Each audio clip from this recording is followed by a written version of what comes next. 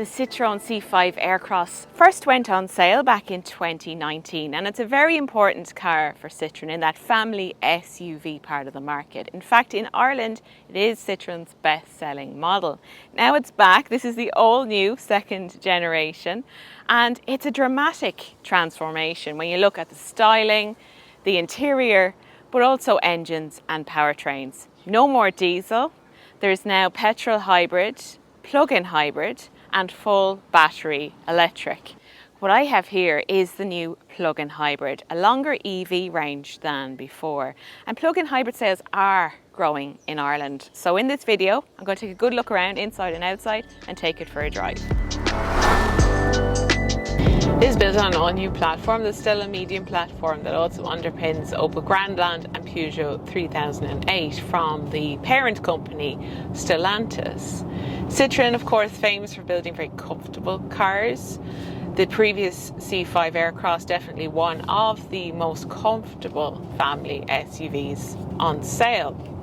This one also gets Citroen's advanced comfort suspension with progressive hydraulic cushions. But they've definitely firmed up the steering. There's definitely a better sensation of grip as you're turning into the corner. It's particularly impressive in the sport mode. It really does grip well if you're pushing on through corners. There is a bit of lean, as you would expect from a tall SUV like this, but they have definitely improved the body control while keeping that really cushioned feel, particularly here in the plug-in hybrid. I did find the electric firmer to drive. I was more aware of the road underneath me, whereas this is that magic carpet feel as you would expect of a large Citroen SUV. This new car is longer than the previous one, and it's quite chiseled in its design, sharper lines, whereas the previous one was more soft and curvy looking. So it definitely looks a lot more modern and really stylish as well.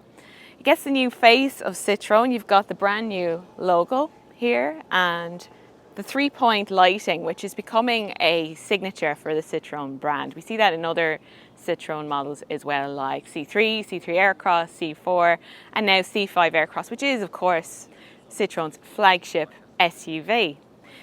A little bit of open grille area here as well because it's the plug-in hybrid and it needs cooling for that 1.6 litre petrol engine. A little bit of customization as well. We have the colour clips here finished in gold on this white one. The designers wanted big wheels for this car and they got them up to 20-inch, and this one is actually on the 20s. A lot of attention paid to the aerodynamics. So you've got that plunging nose and this little inlet in the plastic cladding. This is all to help the airflow over the car. Hybrid badge, and there's a line that runs down the side of this car, a character line, lots of cladding as well because it's an SUV. A little bit of detail here. So these are deflectors on the plastic of the wheel arch, again for the aerodynamics. And then more detail here. So this is actually paying homage to some other Citroens from the past, like the old C3 Aircross that had detail there in the C-pillar, also the C5X, and the BX, which I actually had to Google because I wasn't familiar with that, but it's from the 80s and 90s and it has some detail here. So this is their interpretation for this car. This is where you charge the plug-in hybrid. So it's a 21 kilowatt hour battery. There's 33% more range than before. It's gone from about 55 kilometres up to 86 kilometres. And it takes a little over 5 hours to charge the battery in this to full. And that's from a 7.4 kilowatt wall box. So what are your options with this? Well, the entry is the hybrid 145. That has a 1.2 litre turbocharged petrol engine, 3-cylinder with hybrid assistance. But it is more than just a mild hybrid because you can drive it electric for small stints, for example, in town or in traffic. And that helps the overall efficiency. So it is more economical than a traditional petrol car. Comes with a 6-speed automatic. There's the full battery electric, 2 different batteries, one 520 kilometre range, the other 680 kilometres. So those are all the range estimates that we have at this time. And then this, the plug-in hybrid, based around a 1.6 litre 4-cylinder turbo petrol engine. battery electric motor, but you have more range than you did in the previous PHEV. So it's gone from about 55 kilometers up to 86 kilometers on average. They say about 100 kilometers if you're just strictly driving it at low speeds around town and city. It's new generation, so that makes all the difference. Even how it's holding on to its battery charge as I'm driving it this morning, it's so impressive. A few different drive modes: hybrid, electric and sport. I'm testing the hybrid mode today, so that's the electric engine and the fuel engine working together, and it's doing really, really well. So at the moment my fuel consumption is 2.9 litres per 100 kilometres. So we can say that the hybrid part of this is working very well. There is, of course, the caveat with plug-in hybrids. They're at their best when you have that facility to charge the battery and do it regularly. So I don't know how efficient this will be if there's no charge in the battery. That'll be a test for when we get it home to Ireland. But if you are diligent about your charging and you're running this as a hybrid, I can say yes, this is going to be efficient. 195 horsepower, nice, thick, smooth delivery of power, very responsive, feels very sophisticated in this, and any transitions between electric and hybrid are done absolutely seamlessly. A very refined car, the installation is very good. So this plug-in hybrid is definitely my favourite of what I've driven so far while I've been here. I think the comfort that this one offers and just the robustness of the hybrid, the power delivery and the smoothness of it, really, really like it. It's changed so much in here. So if you already drive a C5 Aircross, I hope you're ready for this, because it's really very different, particularly around the digital tech, which I'll get to.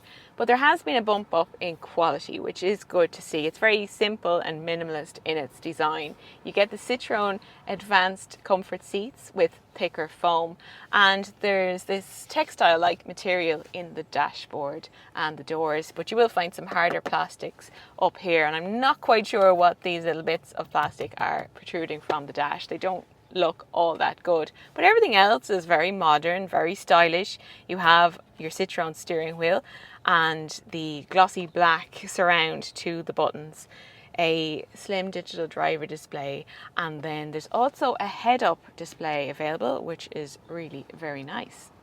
This is what they call their new waterfall touchscreen, and it's the largest screen that you'll find in any Citroen, but indeed any car from the Stellantis group. So quite a coup for Citroen, I would say. Now it does remind me a bit of the one in the Ford Capri and the Explorer, just in its size and layout. It is relatively easy to navigate. You've got all your settings and functions here laid out very neatly, and then some shortcuts to things like the navigation. Ventilation controls are in the screen, but they're always present here at the bottom, and a few more shortcuts. You've got your forward and reverse, drive modes, parking brake release, and wireless smartphone charging. There's a big cubby in here as well with space for keys.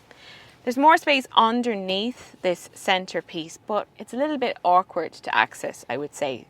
For example, the cup holders, if you have your coffee down here, it's a little bit awkward to take in and out. But altogether, I appreciate this for that bump up in quality.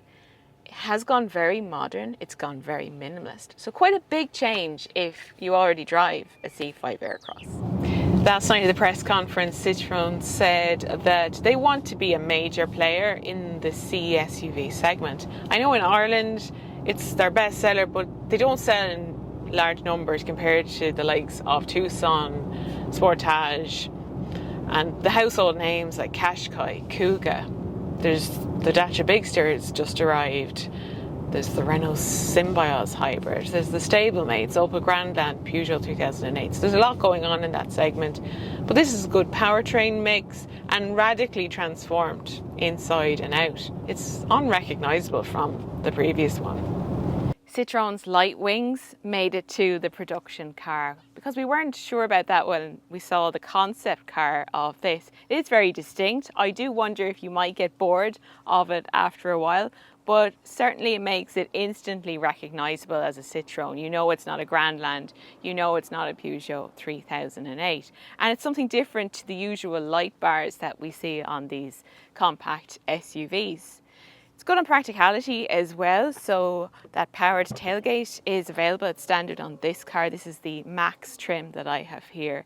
And the boot is now over 600 litres of space. And it doesn't matter which fuel type you go for, they all have the same boot space, which is great. Because before, the plug-in hybrid was only about 460. There was a compromise because you had a battery under the boot floor.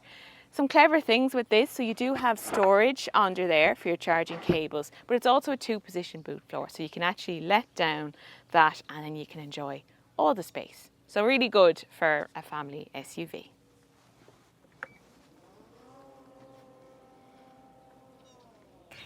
It's more spacious back here than in the previous one. It's on a longer wheelbase, which means there's more generous leg room, knee room, and headroom is better as well. Now, the old car had an aspect of modularity to it that made it a great option for families. It had 3 individual seats here in row 2, and it had Isofix on the 2 outer seats, but also the front passenger seat. It doesn't have those things anymore, so it doesn't have the Isofix on that seat. It only has them on the 2 outer seats, and this is a bench seat. So that is a little bit of a backward step, I feel, for a family car like this, if you did enjoy those features of the old one. But at the same time, you can still do some cool things with this car. So you can recline the seats back to get even more comfortable. You have pockets in the back of the seats, 2 types of pocket, one for a smartphone. There's vents, there's 2 USB-C ports and a 12-volt socket. This is your armrest with cup holders, and you can actually let down the entire middle piece just like this. So these split fold 40, 20, 40. So we've no word on pricing yet for this. The current one starts for about 39. A diesel was mid-40s, so hopefully this will be well priced for the Irish market. Production is actually starting now. Apparently 2 have been built already for the Irish market, and we can expect it to arrive in greater volumes towards the end of the year. So keep going, guys. Keep making those C5 Aircrosses for the Irish market. Citroen has a really young lineup now. They have this brand new C3, C3 Aircross, refreshed C4 range, and then this. So these cars are going to look good in the showrooms. That's all I'll say. So that's all from the cabin of the new Citroen C5 Aircross. You can read more over on changinglanes.ie. I left a link in the description below the video. So thanks for watching, and I'll see you soon.